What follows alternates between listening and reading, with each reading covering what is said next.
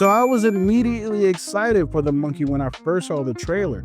A quirky, weird horror comedy that looks like it has two of the main ingredients of a horror film that are important to me: interesting lore and some inventive kills. I can definitely say that The Monkey is heavily seasoned with one, over-seasoned if you ask me, and it severely lacks the other ingredient.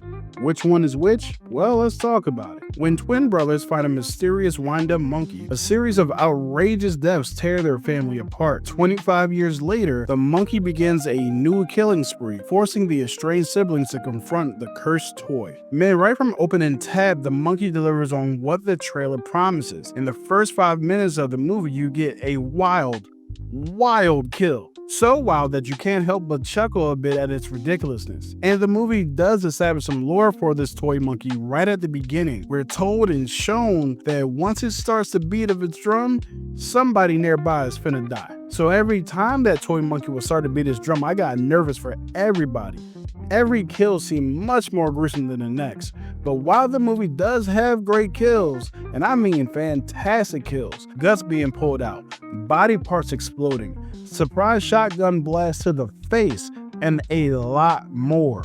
Oh, fuck. It starts to feel like they're being played for shock value the further you get into the film. One of the biggest failings of The Monkey is that every time you get a little bit of lore, a little bit of how the monkey curse works, the story abandons it in its next scene. A character will explain the rules of the world, and then a few minutes later, those rules were broken. I'm not talking about broken by the character, but broken by the story itself. This pattern happened enough times that I was convinced that the director invested the budget in as many blood squibs and prosthetic body parts as he could buy and just ran with the very first draft of the story he was given. To me, a gore fest alone is not fun. I need an interesting story as well.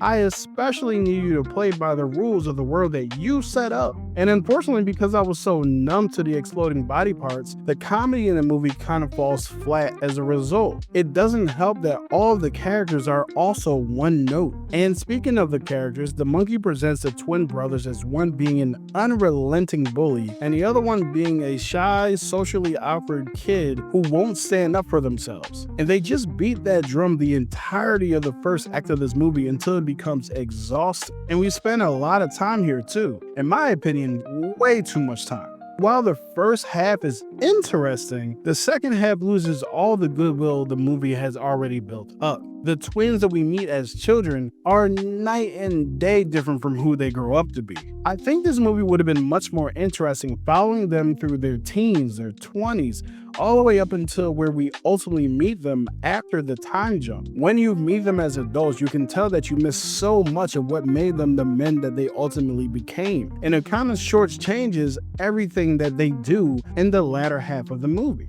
And in that latter half of the movie, there are still some great kills. But at the same time, I don't really feel invested in these characters, especially the father and son relationship that one of the twins has. It's so underdeveloped, purposely so. For a particular story reason, you feel like you're in the same awkward position that those two characters are.